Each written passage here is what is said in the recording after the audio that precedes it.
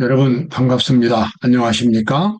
오늘은 우리 귀중한 또 하나님의 말씀, 너희는 가만히 있어 나의 하나님 됨을 알지어다. 시편 46편에 나와 있는 말씀인데 그 말씀을 중심으로 해서 우리 하나님의 말씀을 보겠습니다. 위기의 때에 하나님을 의지할 수 있는 믿음, 우리는 이러한 믿음을 가져야 합니다. 평상시에도 우리가 하나님을 의지하고 살아갈 수 있지만 정말 위기를 만났을 때에 하나님을 온전히 의지할 수 있는 믿음, 그러한 믿음이 큰 믿음이고 아주 중요한 믿음입니다. 우리는 평소에 그러한 믿음을 연마해 가야 합니다. 평소에는 하나님을 잘 믿다가 어떤 위기를 만나면 허둥대고 방황하고 그리고 갈 방향을 모르고 그렇게 한다면 그것은 진실한 믿음이 안 되겠습니다. 자, 위기의 때에 하나님을 의지할 수 있는 믿음, 어떤 믿음인지 우리 살펴보도록 하겠습니다. 시편 46편 10절, 11절에 나와 있는 말씀입니다. 너희는 가만히 있어 내가 하나님됨을 알지어다. 내가 열방과, 열방은 수많은 국가들이죠. 내가 열방과 세계 중에서 높임을 받으리라 하시도다. 만군의 여호와께서 우리와 함께 하시니 야곱의 하나님은 우리의 피난처시로다. 야곱의 하나님, 성경의 하나님, 이스라엘 민족을 일으키셨던 하나님, 예수님이 우리에게 보여주셨던 그 하나님, 바로 그 하나님이 우리의 피난처가 된다고 하는 것 같은 약속이 여기 나와 있습니다. 그래서 너희는 가만히 있어 내가 하나님 됨을 알지어다. 내가 하나님, 전능하신 하나님으로서 너희를 보호하고 있다고 하는 사실을 너희가 이제 경험으로 알게 될 것이다. 내가 열방과 세계 중에서 높임을 받으리라. 수많은 국가들이 전쟁을 일으키고 온 세계에 재앙이 불어 닥칠 때에 그 가운데서 하나님을 의지하는 하나님의 참된 백성들을 하나님이 지켜주시겠다는 약속입니다. 땅이 같은 시편 46번이죠. 땅이 변하든지 산이 흔들려 바닷 가운데 빠지든지 바닷물이 흉룡하고 뛰놀지라도 그것이 넘침으로 산이 요동할지라도 우리는 두려워 아니하리로다. 땅이 변하든지 산이 흔들려 바닷 가운데 빠지든지 바닷물이 흉룡하고 뛰놀든지 그것이 넘침으로 산이 요동할지라도 우리는 두려워 아니할 것이다. 여러분 자신 속에 이러한 믿음이 있습니까? 저도 이러한 믿음을 꼭 가져야 되겠다고 그렇게 생각을 합니다. 이러한 믿음은 가만히 있어서 그냥 생겨나는 것이 아닙니다. 이 믿음의 열매를 맺기 위해서는 치열한 노력을 평소에 해야 되는 것입니다.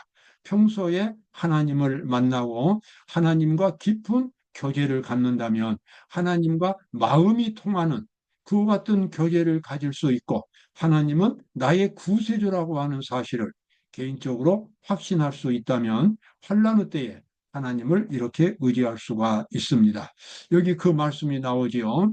자, 조금 앞에서 산이 흔들려 바닷 가운데 빠지고 바닷물이 흉룡하고 천재지변이 날지라도 우리는 두려워 아니한다. 그런데 두려워 아니하는 사람의 그 마음 속에는 하나님의 영광, 하나님께 주시는 깊은 감동과 확신이 여기 나와 있습니다. 한 시내가 있어 나누어 흘러. 여기서 시내는 하나님이 주시는 성령의 감동입니다. 시냇물처럼 생수처럼 우리 마음속에 하나님의 감동이 흘러 넘칠 수 있습니다.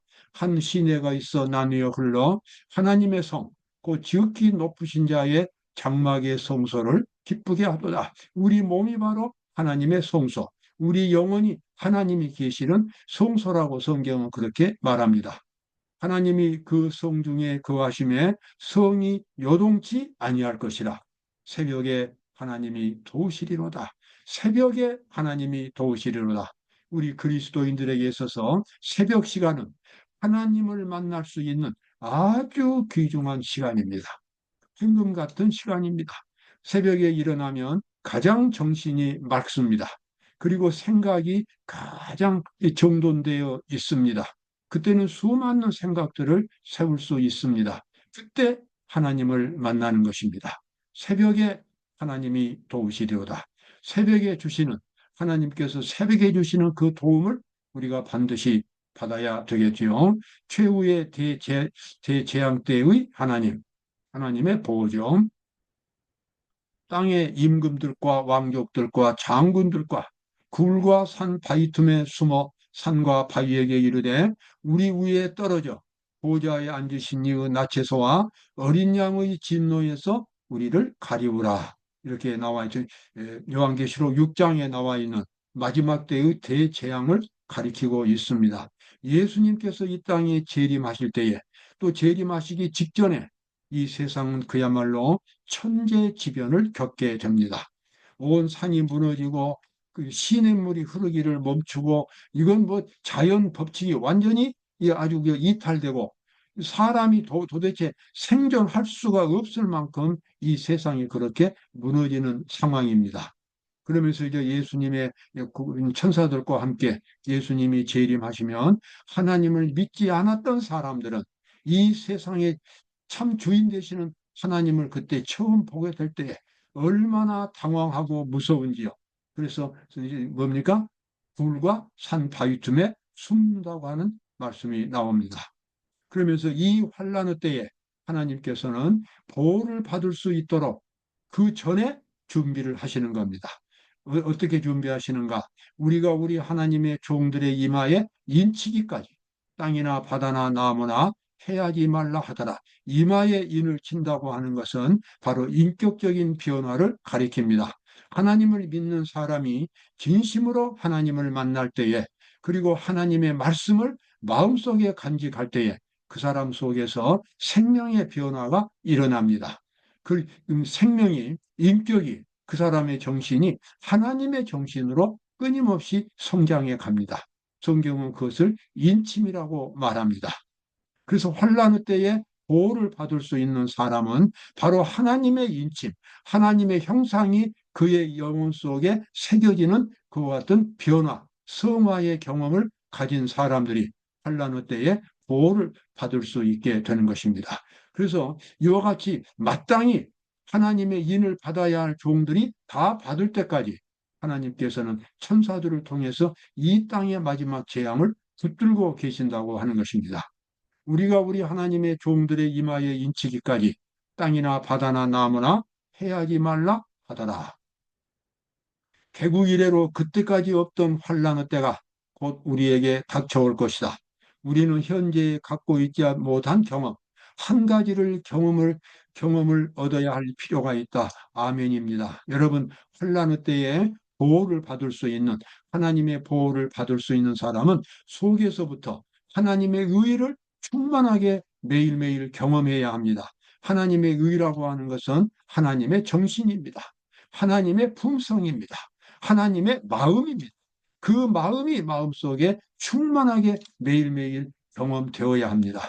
이것은 하나님과 깊은 마음의 교제를 갖지 않고는 가질 수 없습니다. 하나님의 말씀이 하나님의 뜻을 마음속에 받아들여야만 되는 것입니다. 그리고 하나님의 뜻에 자기 자신을 완전히 일치시키는 경험을 가져야 합니다. 그런 회개가 그 사람을 하나님의 사람으로 환란의 때에 보호를 받을 수 있는 인침을 받은 사람으로 그렇게 만들어 주는 것입니다. 그래서 지금 개국 이래로 이 세상에 나라가 만들어진 그 이래로 지금까지 없던 환란의 때가 앞으로 이 세상에 이제 내리게 될 것입니다. 그 환란의 때에 보호받기를 원하는 사람들은 속에 하나님의 형상을 충만하게 갖는 인침을 경험해야 합니다. 여기 나와 있는 말씀도 역시 같은 뜻입니다. 너희의 구하는 바 주가 호련히 그 전에 이 말이니 그는 금을 연단하는 자의 불과 표백하는 자의 잿물과 같을 것이라. 금을 연단한다 그 말은 이제 용광로에서 그 금 재련소죠. 그, 그 금을 이렇게 잡물이 들어있는 티가 들어있는 이러한 그 뭡니까 사금입니까? 하여튼 그런 그 광석에서 순수한 금을 이제 거기서 뽑아내기 위해서는 뜨거운 열로 그것을 녹여야 한다고 하는 것입니다. 그런데 예수님이 하시는 일이 바로 금을 연단하는 자의 불과 같이 오신다는 거죠. 그것은 우리 마음속에 들어있는 찌꺼기들, 죄악의 찌꺼기들을 다 그것을 녹여버리고 하나님의 순수한 형상으로 만들어질 수 있도록 우리 마음속에 예수님께서 끊임없이 영적으로 일하고 계신다는 겁니다. 어떤 때는 우리를 때리기도 하시고 어떤 때는 우리에게 시련을 주시고 또 성령의 감동으로 말씀을 깨닫게 하시고 하나님을 찬송하게 하시고 그러면서 매일매일 하나님과 동행하는 그러한 생활을 살 수 있도록 예수님께서 인도해 주시는 것입니다. 여기 표백한다고 하는 것은 세탁하는 말로 바꿔서 이해를 해도 되겠습니다. 빨래하는 사람, 빨래하는 사람은 그냥 맹물만 가지고는 세탁할 수 없습니다. 잿물을 넣어야만 비누를 넣거나 세제를 넣어서 세탁을 해야 됩니다. 그래서 속에 있는 때까지 다 뽑아내는 것입니다. 예수님이 바로 우리 속에서 그런 일을 하신다는 겁니다.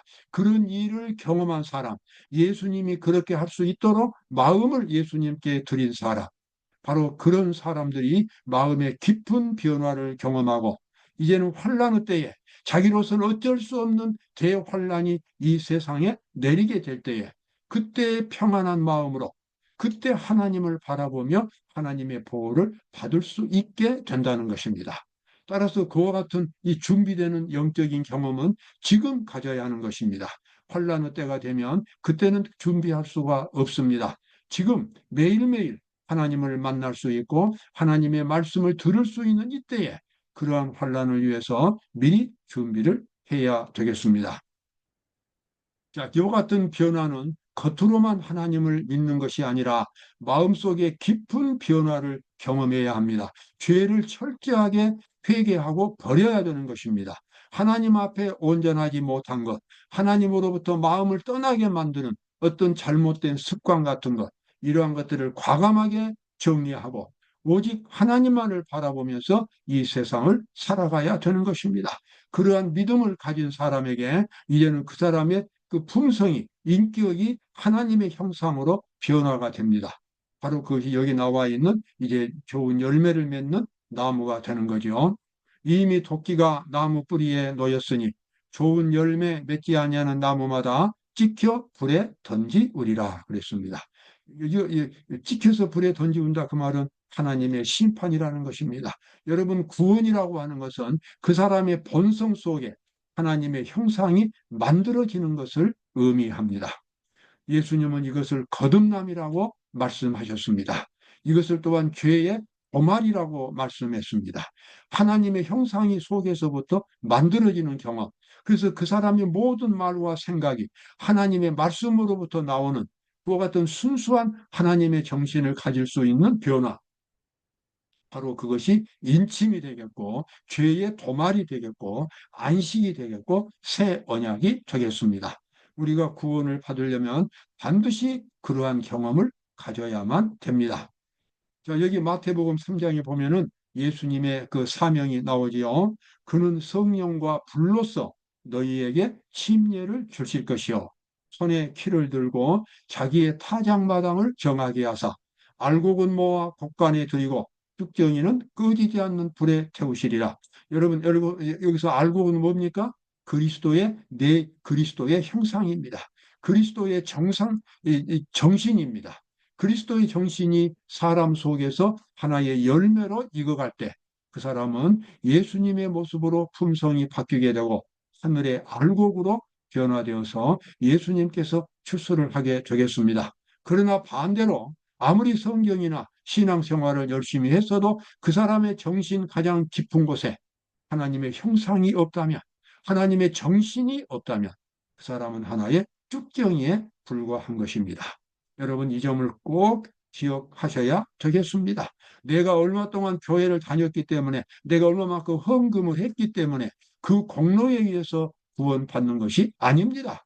반드시 내면 세계, 그 사람의 영혼 속에 하나님의 형상이 굳건히 자리를 잡고서 그래서 그 사람의 모든 말과 행동을 통제할 수 있는 그와 같은 성령의 능력이 속에 있을 때에 그 사람이 바로 하늘 백성으로 구원을 받을 수 있겠습니다. 마지막 때에 준비하는 사람들 좀 더 보고 마치겠습니다. 나는 남은 무리들이 예수를 따라 지성소에 들어가 법궤와 속죄소를 보고 그 영광에 매료되는 것을 보았다. 초기문집 255쪽입니다. 여기 남은 무리라고 하는 것은 마지막 때에 하나님의 참된 백성들을 가리킵니다. 왜 남은 무리라고 했냐면 이 성경을 믿고 예수님과 십자가를 믿는 수많은 그리스도인들이 믿음의 정로에서 이탈해 버렸기 때문입니다. 참된 믿음을 갖고 있지 않습니다. 하나님의 뜻대로 믿는 것이 아니라 자기들 마음대로 성경을 해석하고 믿는 그런 사람들. 성경은 그런 사람들을 바벨론이라고 부릅니다. 그들은 자기들이 구원을 받았다고, 자기들이 예수님을 믿는다고, 십자가에서 모든 죄가 해결됐다고 그렇게 믿으면서 실제로 그들의 마음속에 그들이 반드시 가져야 할 그리스도의 성령의 열매는 맺지 못합니다. 성령의 열매, 즉 품성의 변화입니다. 인격의 변화입니다. 그 인격의 변화를 갖지 못하는 이유가 무엇입니까? 하나님의 율법을 폐지했기 때문에 그렇습니다. 하나님의 율법에, 하나님의 뜻에 자기의 온 마음을 일치시키지 않았습니다. 하나님을 알기는 알되 자기 뜻대로, 자기 해석대로 하나님을 믿는 것입니다. 이런 사람들에게 성령의 열매는 맺혀지지 않습니다. 여기 나와 있는 대로 남은 무리들이 지성소에 들어갔다고 나오는데, 지성소는 옛날 구약 시대에 이스라엘 백성들의 그 제사 제도에서 죄가 씻어지는, 죄가 도말되는, 그 사람이 죄의 지배에서 벗어나는 속죄가 일어나는 장소가 바로 지성소였습니다. 그래서 이스라엘 백성들은 매일매일 그들이 예수님과 그들이 제사장과 함께 지성소 정신적으로 지성소 안에 들어가서 그들이 갖고 있는 죄의 문제를 날마다 해결하면서 살아갔습니다. 그리스도로부터 뜨거운 사랑의 침례를 매일매일 받아야 했고 어떤 죄도 다 회개하고 버렸습니다. 그리고 하나님의 뜻을 생활 속에 실천하기 위해서 매일매일 성실하게 노력을 했습니다. 바로 그것이 지성소였습니다. 그런데 예수님께서 오신 뒤로는 이스라엘 백성들의 지성소가 이제 성소 제도가 없어졌기 때문에 우리는 하늘 성소에 직접 들어가야 합니다. 예수님이 지금 중보하시는 하늘 성소의 속죄소 속에서 예수님께서 우리를 죄로부터 구원해 주시는 그와 같은 속죄 사업을 계속하고 있습니다. 우리는 믿음으로 우리는 지금 이 세상에 살고 있지만 내가 살고 있는 환경은 바로 하나님 앞이 됩니다. 이것은 영적인 세계에서만 가능한 일이 되겠습니다. 물질적인 세계에서는 우리가 하나님, 저 하늘에 있는 성소에 들어갈 수 없지만 영적인 의미에서는 우리가 성소에 들어가서 거기서 죄의 도말을 경험하고 이제는 죄의 지배를 받는 사람이 아니라 그리스도의 의의 지배를 받는 그런 사람이 되어서 생활할 수 있습니다. 그렇게 해야만 우리가 하나님의 율법을 마지막 때에 온전히 순종할 수 있는 것입니다. 여러분, 이와 같은 것이 바로 구원의 길이 되겠습니다. 여러분이 구원의 섭리를 꼭 경험하게 되시기를 바라겠습니다. 오늘도 하나님의 은혜가 넘치는 하루가 되시기를 바랍니다. 감사합니다.